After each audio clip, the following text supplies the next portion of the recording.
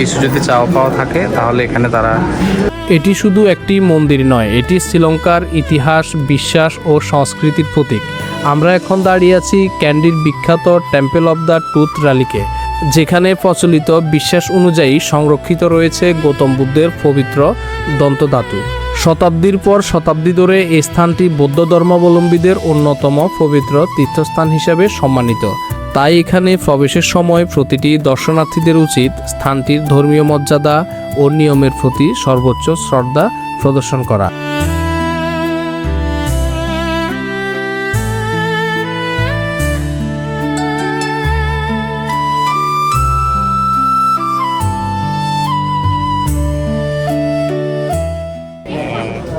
Buddhist যারা তারা তাদের উইশ করে বেঁধে দেয় আর কি, মানে তাদের কিছু যদি চাওয়া পাওয়া থাকে তাহলে এখানে তারা এটা চেয়ে তারপরে এখানে বেঁধে রেখে চলে যায়।